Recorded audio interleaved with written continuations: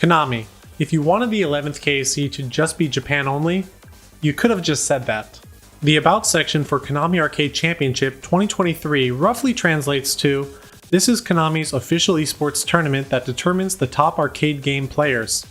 Here's a question, how can you determine the top arcade players if you don't let the top players compete? Fair warning, this video is going to be kinda long, so for your convenience I am leaving chapters down below, so feel free to skip around to whatever you care about. If you follow DDR, then you've definitely heard the news by now, but just in case you're living under a rock or you don't know what's going on, I'm going to break it down for you because this issue is bigger than DDR and I think it deserves to be heard. Brief intro, I'm Derek, but you probably know me by my handle dr.d, and I've been playing DDR competitively for over 20 years. Konami Arcade Championship, or just KAC, is an annual, mostly annual competition held in Japan featuring Bemani music games. KAC is bigger than DDR, but I'm going to be covering DDR today because, well, that's my expertise and that's where the center of the controversy lies. So let's say you're a DDR player in the West wishing to compete in the final round at KAC. You register online and take part in the qualifying rounds using your Konami eAmusement Pass. This is just a card used to log in and play the game and save your data. Note, this card is tied to your Konami ID and that's very important for later. So let's say you participate and score high enough to qualify. Konami will then send you an email inviting you to participate in the final round in Japan, where of course you go over there, kick some ass, and take the title back to America. I'm taking the title back to America. Okay, jokes aside, that would be the long and short of it. However, this year, 4 North American players not only qualified, they dominated their competition in both the free and women's division. And what do they win? DQ for everyone. Only DQ has a tasty creation for all your cravings. No, not that DQ. This DQ.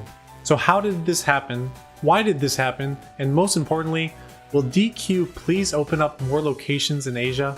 All this, besides the last one, is going to be answered in today's video, so let's dive right in by going over the history of KAC.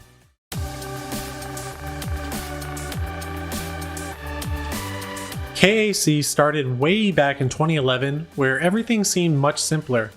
Oh, hey, that's me, back when I had more hair and didn't totally let myself go. So what you need to know is that in the early years, DDR Online was not officially supported in the West. Simply put, if you lived outside of Asia, your chances of competing were virtually zero unless you moved to another country. Things changed in 2016 after Konami officially opened eAmusement support at Round 1 and Dave & Buster locations in North America. So, in 2016, when the 6th KAC rolled around, North American players finally had a shot to compete. Chris for Life qualified first and went on to win it after defeating Fefems in a close match. How many players are allowed to enter the final round and how many slots each region gets varies a lot year to year.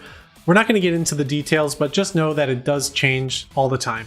If you're curious to know more about past and present KACs, I'm going to leave a Remy Wiki article that covers all of them. Link is down below.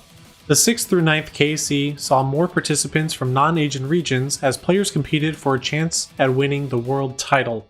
Stop for a second. World title. It's really interesting because everyone treats it like a world title, but strictly speaking, KAC was never billed as a world tournament or any definitive way to determine the best player in the world.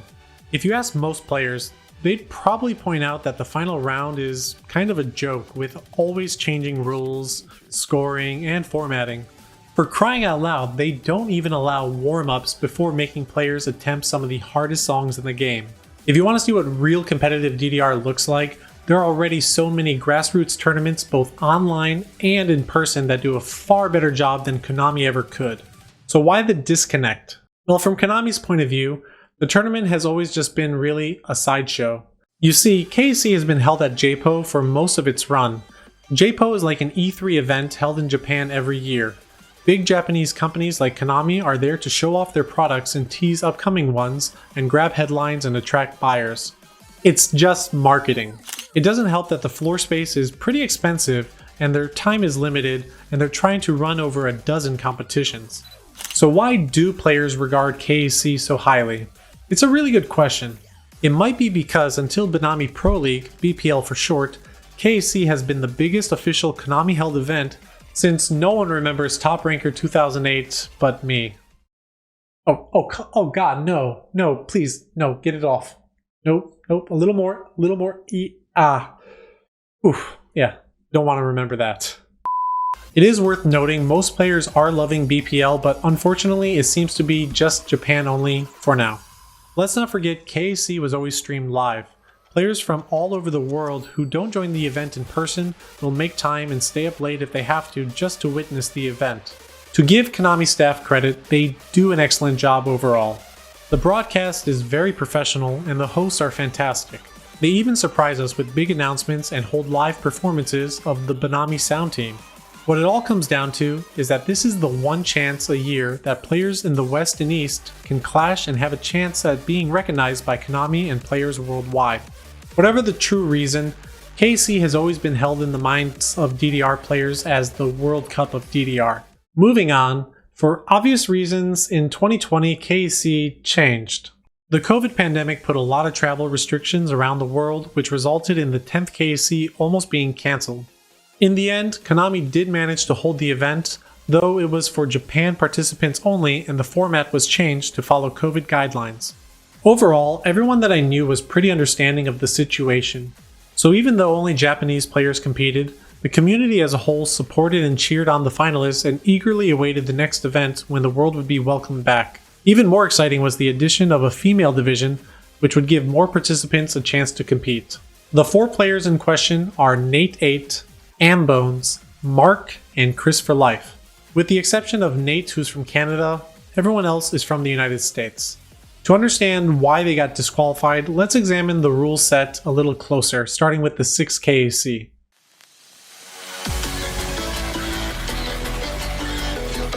The 6th KAC was special in a lot of ways. For one, it was the first and last time that Konami added language support for 4 languages, including English. It was a special year that felt different, like Konami was opening its arms to allow global participation.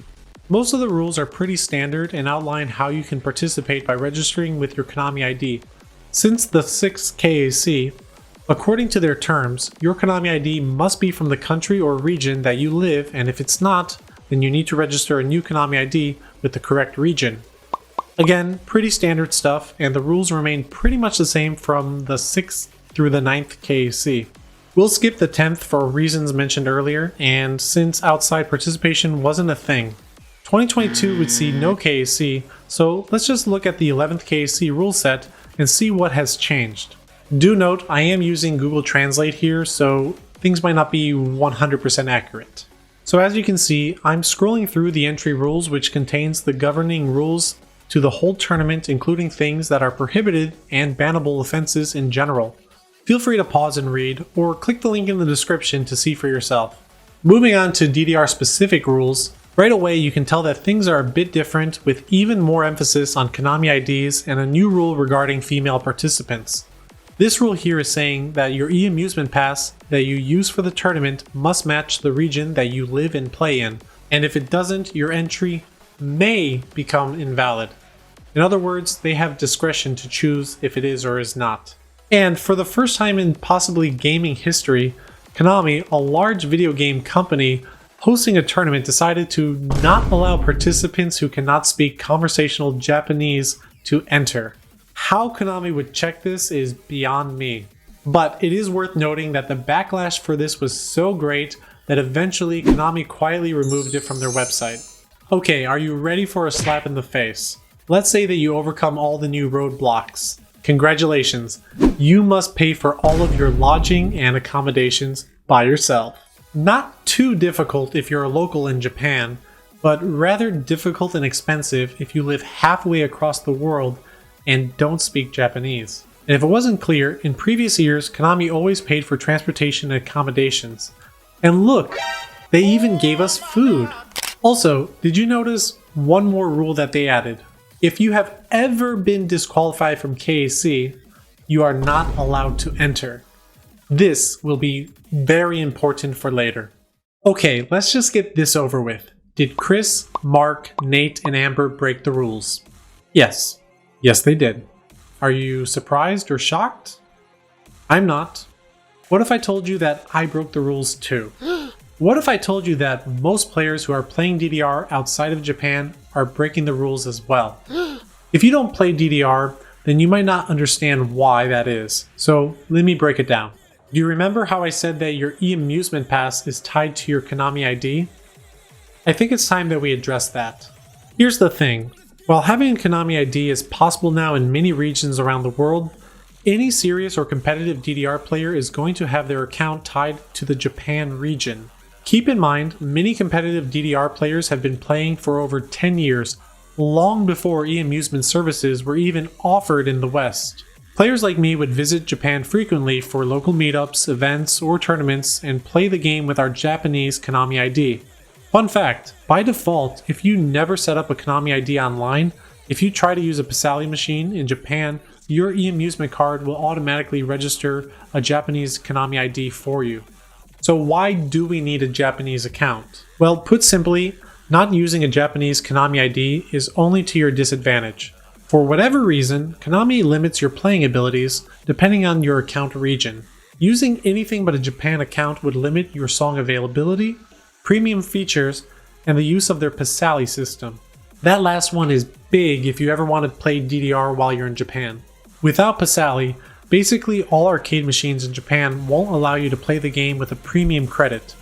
A premium credit costs more, but it is definitely the preferred way to play DDR for nearly all DDR players since it makes more songs available, it allows for an extra stage, and it gives you more access to more speed options while playing, and that's pretty huge.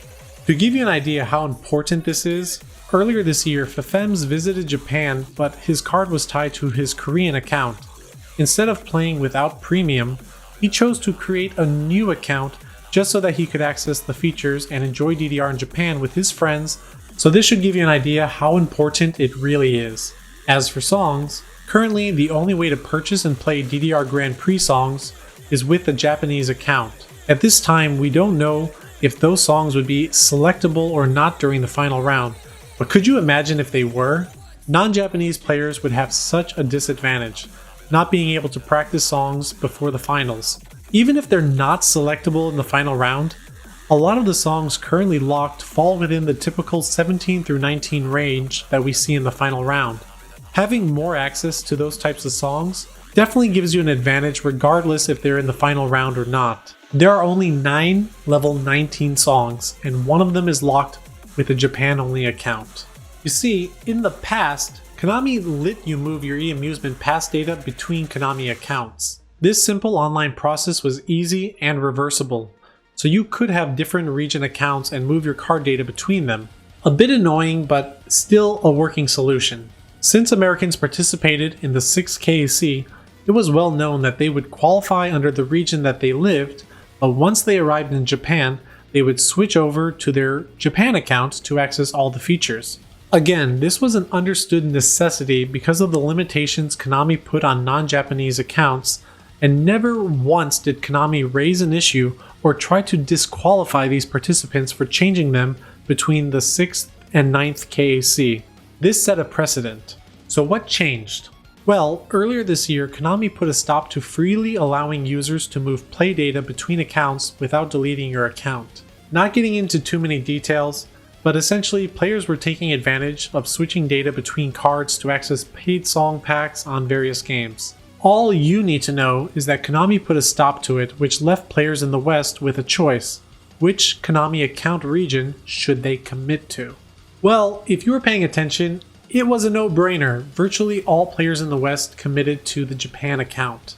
When KAC rolled around this year, everyone had to quickly decide what to do given that the region that they lived in was not the same as their account. So what did our players do?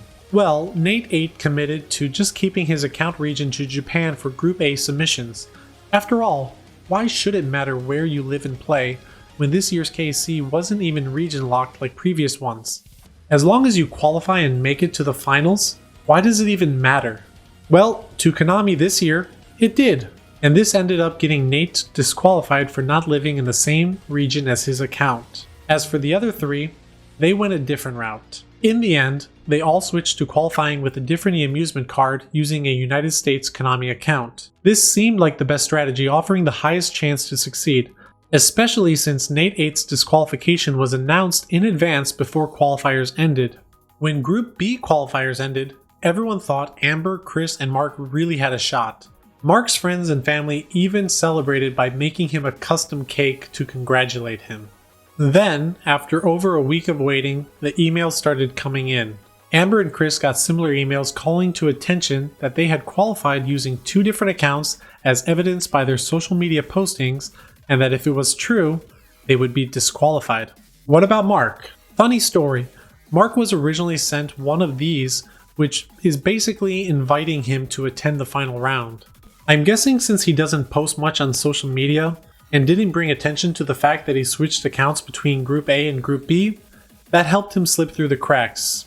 At least for a bit, cause yeah, eventually Konami gave him the same email questioning if he entered with 2 accounts and pointing out that they have no record of him playing in Japan. By the way, a bit of a side note, but I find that last bit kinda funny. You see, Mark plays on a gold cab at round 1. Since gold cabs came to the USA, for some reason unknown to me, all gold cabs in the United States are connected to Osaka servers.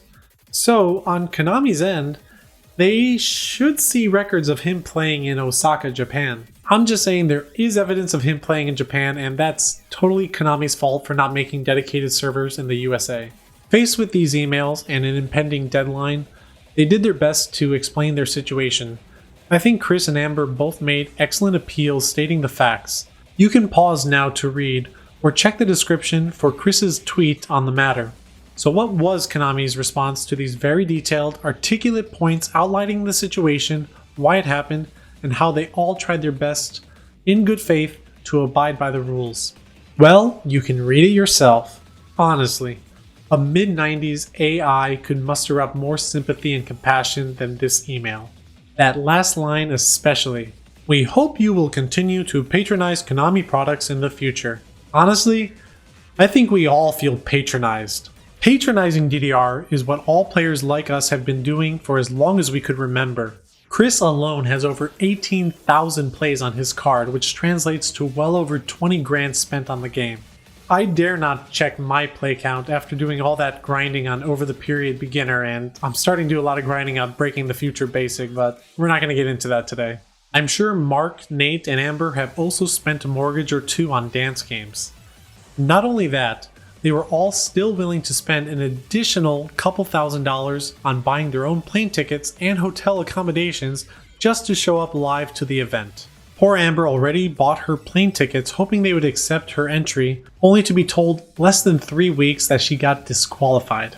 Thankfully, she's still going to make the most of it, and I do look forward to seeing her there. So was this all rigged from the start? Did anyone outside of Japan honestly have a chance to qualify and attend the event? Maybe. You see, one thing that makes KAC unique are the special songs made for it. This year, 4 songs were released to anyone who entered the competition, regardless of your region. In the past, if you missed unlocking a KAC exclusive song, you might wait up to 1 or 2 years until it became available. Do you see where this is going? So, although the 3 competed using another card on the correct region, they all had an incentive to at least register and unlock the exclusive new songs on their main Japan account. Otherwise, they would be missing important unlocks on their main account. Unfortunately, just entering wasn't enough to make the songs automatically unlock. More unfortunately, to unlock them, you had to play them on extra stage, which would count towards qualifying. So, once again, strictly speaking, did they qualify using 2 accounts? Yes. Now, some of you might be saying, well, you know what? That's great. They shouldn't be using 2 accounts. That's unfair. They're going to take away a position from someone else who qualified, and that's just not fair. That's a good point. Let's take a look, shall we? So here, we have Chris's American account in the top spot. Now, let's find his Japan account data. Well, it's not here on the first page. Let's go to the second page. Scrolling, still nothing. What about the third page? Nope. Alright, there's the fourth page. And nothing. That's as far back as we can check. Konami won't even list your name in the rankings if you don't make top 200. So who exactly did this affect? Who knows? All three of them only played 2 out of 9 of the qualifiers each round to be as diligent as possible not to upset the rankings. Amber even took an extra step and registered her main account in the free division. The rules state that you're not allowed to enter with multiple e-amusement passes for one title. So it seemed reasonable to believe that women's division and the free division could be considered as different titles. A reasonable person and company can look at the facts of the matter and understand how we got here. Not to mention, Konami set a precedent in the past that they won't ban you for switching your account between qualifiers and the final. Look, I have no expectations that this video is going to make any difference, but I still thought that this was an important topic to cover. I've been participating in and watching every KAC since the beginning, and even creating compilations, interviews with the participants, and overall promoting and encouraging it through the years. So on a personal note, the fallout of the 11th KAC has greatly saddened me, and my heart breaks for the competitors who sacrificed everything to just have a chance to compete in the final round, only to be turned away at the door. At any time, Konami could have updated the rules and stated clearly where they stood. Since the first rule set, which included needing to know conversational Japanese, it seemed like it was Konami's way of hinting that outside participation wasn't really welcome this year. During the qualifying round, they could have sent messages privately or made an announcement stating that players were in violation and would be disqualified, and not wait 3 weeks before the event when players have already booked international flights. I know a lot of players are feeling incredibly jaded and upset right now, but I would encourage everyone to support fellow players in this time, regardless of region or nationality, and don't use this to cause a war between East versus West players. This decision was made by high-level people at Konami, not the staff, and definitely not the players. So I hope all of you will join me and cheer on the top 8 finalists and not be disrespectful. Also, huge shout out to Fefems for standing in solidarity with the disqualified players. He was the runner-up for Group B and was asked to join the final round, but turned it down because of the callous response from Konami. Side note, that made TSU, a Taiwan local, the next runner-up. But, like me, his account is tied to the Japan region, so he was disqualified, which means that it went to the next runner-up, Neiyu. Congratulations. Really, all this can be summed up by gross incompetence from the organizers of the event and not considering a magnitude of factors that made participation for foreigners extremely difficult. Mistakes happen, we get it, but how you go about fixing them is what really matters.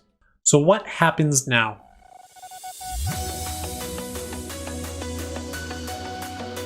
Well, like I said, come together, support each other, and make our voices heard. Our voices were loud enough to make Konami remove the conversational Japanese rule. Perhaps if they are loud enough now, they will remove the permaban rule next year. If you recall, this year they added a rule stating if you were banned from KAC previously, you can't participate. If that is the case, Chris, Nathan, Amber, and Mark will never have a chance to attend KAC, which is especially a shame for the last 3 since they've never even been to one.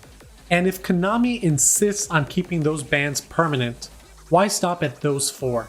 Why not move down the list of everyone who qualified using the wrong account region and disqualify them as well?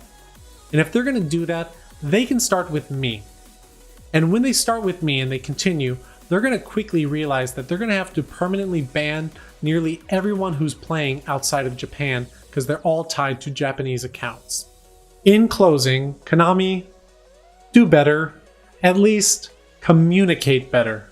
Players from around the world love and support the game you created 25 years ago. We've built so many memories, friendships, and even life lessons through playing and enjoying your game. We give so much back to you and the community as a whole, and all we're asking for is a little in return. If you respect your players, I promise they'll do the same back to you. Konami is a private company, and they are free to run their events however they want. And if from now on they want KAC to be Japan or Asian region only, that's fine. Just make it clear. If you've made it this far, then you must care about DDR and fairness as much as I do. So if you're sick of KC, how it's run, the rules, formatting, etc., I have an announcement for you.